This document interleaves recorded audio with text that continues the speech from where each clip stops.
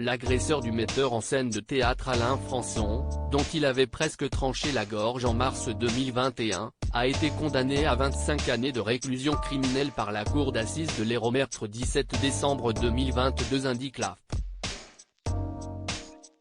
La peine infligée à Mohamed Kamel, 33 ans, jugé depuis le 5 décembre 2022 pour tentative de meurtre, a été assortie d'une période de sûreté des 2/3 et d'un suivi socio-judiciaire de 5 ans, avec obligation de soins. Cette condamnation est inférieure à la réclusion à perpétuité qu'il encourait et aux 30 années de prison réclamées mardi par l'avocat général. Le condamné dispose de 10 jours pour faire appel de sa condamnation. Il ne s'agit pas de la peine maximale, parce que, peut-être, vous pourriez vous ressaisir et essayer de vous réadapter, a expliqué la présidente de la Cour après un délibéré de 3 heures, en soulignant que l'enfance difficile de l'accusé avait été retenue comme circonstance atténuante.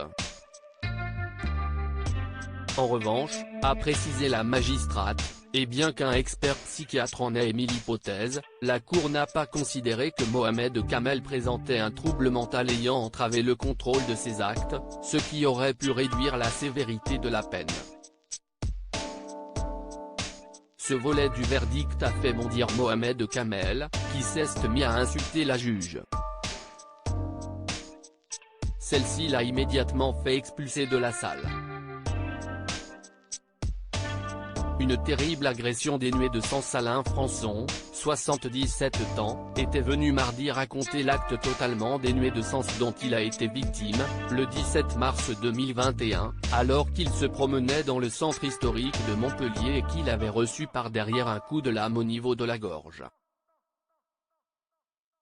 L'exploitation des caméras de surveillance avait mené à l'arrestation 2 semaines plus tard de Mohamed Kamel.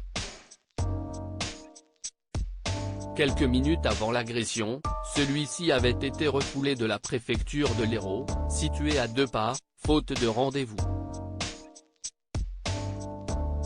Lors de sa garde à vue et depuis l'ouverture du procès, cet homme décrit comme pauvre intellectuellement par les experts avait certes reconnu avoir porté un coup au metteur en scène, mais répétait qu'il ne voulait pas le tuer. La blessure infligée à Alain Françon aurait toutefois été fatale s'il n'avait pas été rapidement secouru par des passants, ce qui du point de vue du droit fait bien de cette agression une tentative de meurtre, a souligné la magistrate.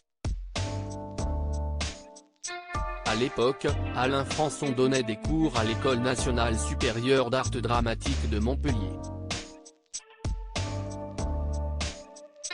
Avant ça, le metteur en scène et auteur actif aux 60 ans de carrière a œuvré sur de nombreuses pièces de théâtre.